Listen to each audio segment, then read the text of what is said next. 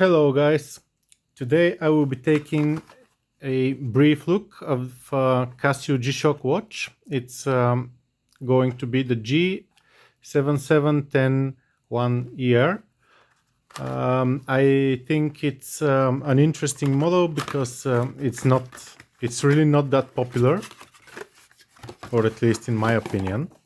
So as you can see, it comes in a really simple box. Then it's the standard metal G-Shock tin can. It's pretty cool. Of course, shock resist, 2-meter water resist, 200 meters water resist. And yeah, it's cool. Now as for the box itself, there's not really a lot of things inside. I've taken the user manual out. There's an international warranty card. So yeah, gonna just move this to the side. Now, first of all, I just want to quickly go through the specifics of the watch, and then I will talk about it in a bit more details. I just want to show you that the user manual, which I'm pretty sure you can also download in a PDF format from the Casio site, but this manual, it pretty much gives you all the information you might need. For the timekeeping capabilities of the watch, as you can see, it gains or loses about 15 seconds a month, which is quite a lot, to be honest. Then again, it has a full auto calendar pre-programmed to the year 299. Pretty cool, also standard. And yes, the measuring time is actually pretty good because, as you can see, it measures to milliseconds. Pretty cool. That's just about all the details I want to go into about the technical details, I mean. Now, for the watch itself, as you can see, let me just get my toothpick. Maybe it would be easier like that. It shows 1:10 a.m. currently, but as you can see, my Garmin, which I have synchronizing with my watch, it shows 1:04. So there are like 6 minutes difference. But of course, this one synchronizes with my phone automatically every day, and this one I haven't set the time on it. Well, let me just wipe the screen a bit. So yeah, I haven't synchronized it. I haven't set the time for quite a few months now. It's a really lightweight G-Shock. Looks cool. It's sturdy. I have to say it's comfortable. The strap may not look that comfortable, but it actually is pretty comfortable. Standard G-Shock back with some held with some screws. It's nice. Yeah, nothing too funky about the design. It goes well with all kinds of clothes, and it's a bit on the smaller side. As you can see, it's actually smaller than my Garmin. So yeah, it's really not a big G-Shock watch. You can comfortably wear it under shirts and long sleeves. So yeah, it's a pretty neat watch. It's also pretty rough, as all G-Shocks. Let's get to the watch itself. This is the main screen. You have the year, you have the date, of course the time, you have the day of the week, and you have a week number. I have to say, this is like the reason why I bought this watch, because of this, because in my field of work, we tend to work with week numbers a lot. so I wanted something like that. Now when you press, which button was it? I think this one. When you press this button, you can cycle through different parts of the screen here, like, okay, it's not this, it's this button, sorry. Now, this is a cool feature. It shows how many days have elapsed, I think, from the start of the year, and it shows how many days are left till the end of the year. So that's pretty cool. Then another press, and you get second zone, second time zone. Another press, and you go to home time. Yeah. On the bottom, you have indicators for some of the things. I'm not sure. Yeah, it's visible. For example, if I hold the mode button for some time. Yep, I'm not sure if you can see it, but above the mute button now there is an arrow, which shows that I've muted the sounds of pressing the buttons. Now I'm going to unmute it. This watch also has of course, button sounds when you press the buttons. There's also hourly chime, quite a bit of things. Now, if you hold the adjust button here, you can go into into adjusting, of course. You can adjust everything. This is the daylight savings. This is the home zone. This is the hours, minutes. This is 24 hours, the year, a month, the day. You can choose how week counting goes. Like there is ISO format, some other standard format, a few. Let's see if I can. How did was it with just? Oh no. Oh, okay. I'll go again through here. EST home hour min. Yeah. Okay. And now if I yeah. So yeah, you can choose between the ISO format, which is the standard. Then you can tell the watch to count from Mondays or from Sundays. Of course, the ISO format is usually the best one. This function turns on or off two LEDs actually, which are somewhere under this panel. I'll show them to you in a second. This is a contrast, which is pretty cool. You can set the contrast of the watch. I'm not sure if you'll be able to actually see it in the video. Yeah, okay, I think it's visible. It's pretty cool. And yes, that's it. Then with one more adjust, you can set the second time zone, and then you go back. Now for the second screen, it's a stopwatch. Really, nothing special.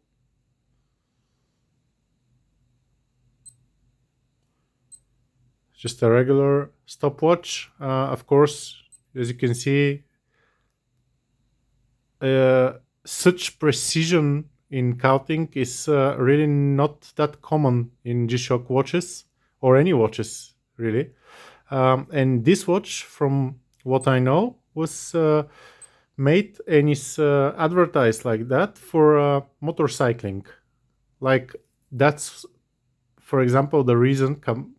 Focus, please. Okay, the reason why the band is so long, so you can actually wear it above a glove or a sleeve. Okay, that was for the stopwatch. Were there any options? Oh yeah, see, this is pretty cool.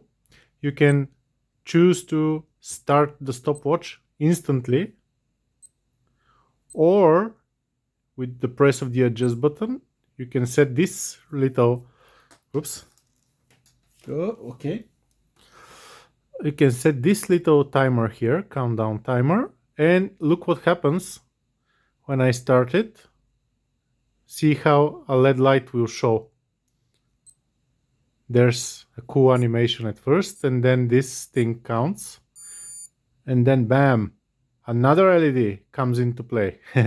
Pretty cool, huh? Yeah, I kind of like that about this watch. So yeah, the animation is great. Then the red LED, and then the green one as it starts. It's cool. It's cool. Not really that much useful, but it's cool. It simulates a traffic light, I guess. So there is some recorded times from the stopwatch. I never really use that function. There are timers, and this is pretty cool. You have two timers, this one and this one. After this one is finished, the second one starts automatically, I think. They can also be set for a maximum of 24 hours, which is enormous amount of time, and it's pretty cool. I really like that. And you also have the current time on that same screen, which is again pretty cool. Also, I think when you reach the end of a timer, if you have the LED option on, the LEDs will flash. Of course, you have some alarms. Just let me see how. Yeah. Okay.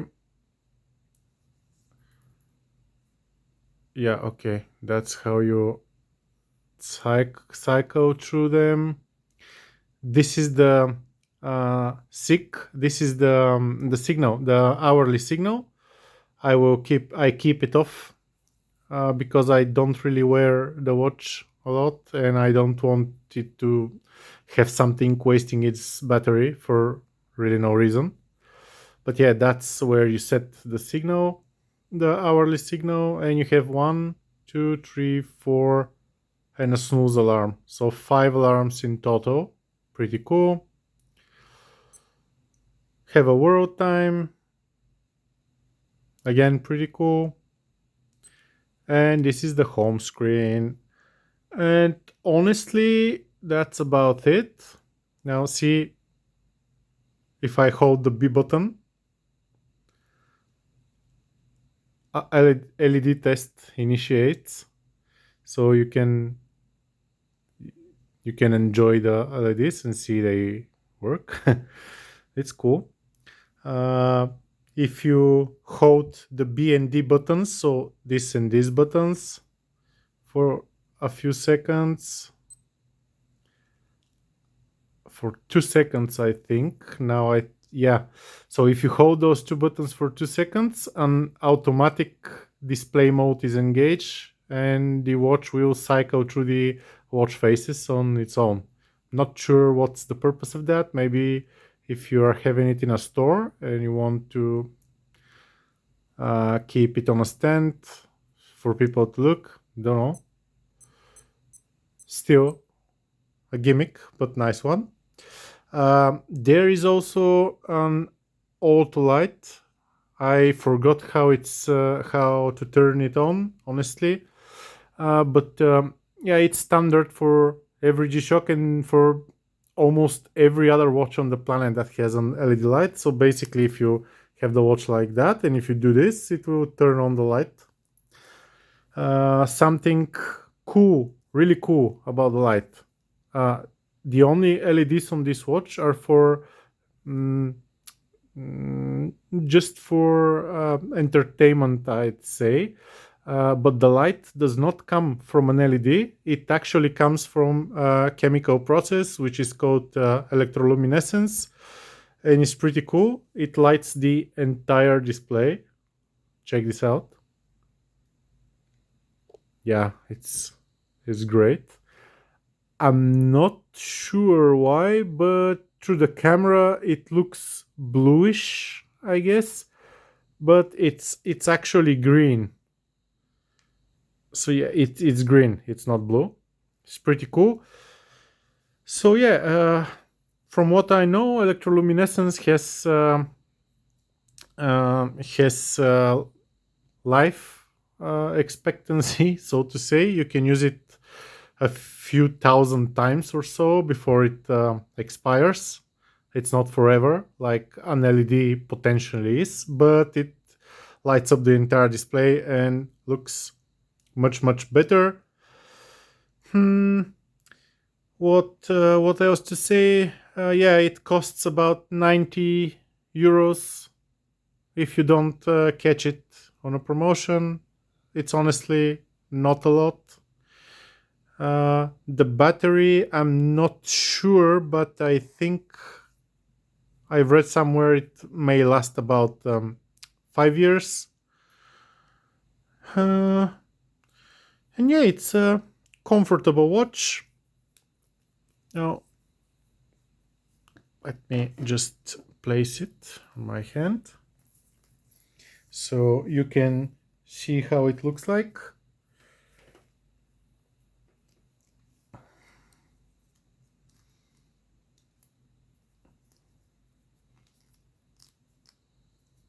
Yeah, I'd say it's comfortable.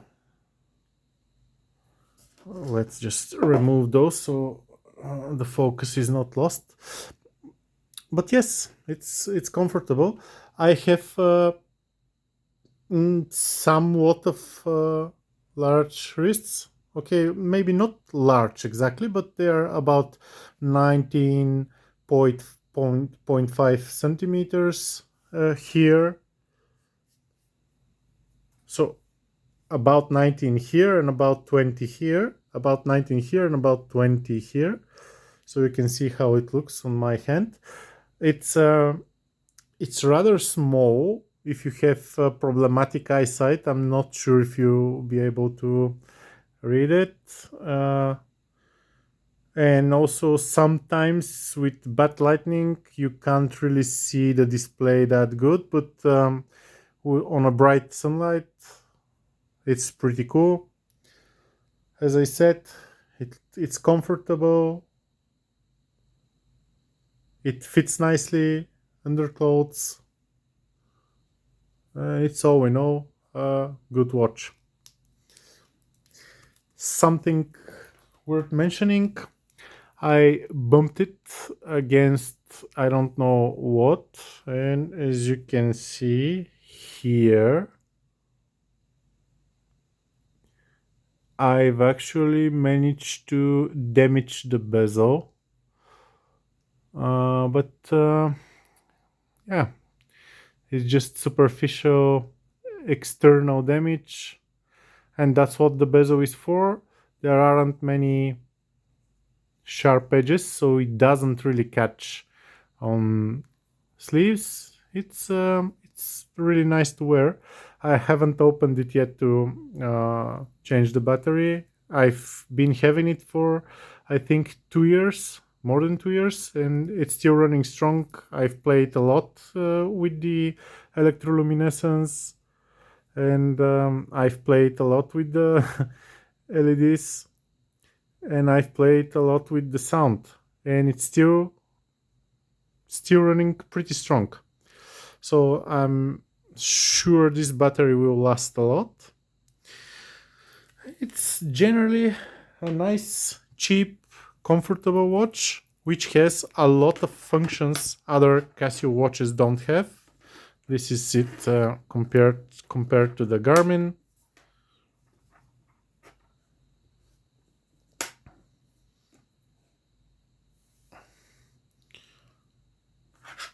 Yes, so it's a cool watch if you can find it, especially on some promotion or a discount.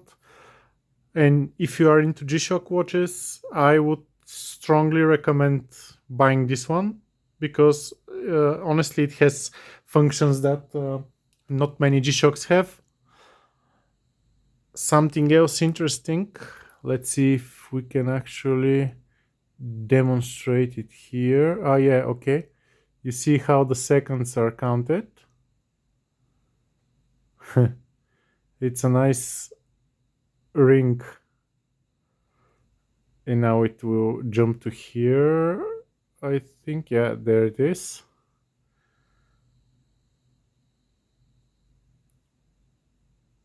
Yeah, and it goes to up here and then it restarts. It's also a feature of the stopwatch. Here is on the top, barely visible thanks to my poor lighting conditions. Yeah, so that's it. If you have any questions about the watch, I'd be happy to answer. But that's pretty much it for now. Thank you for watching. Take care and goodbye.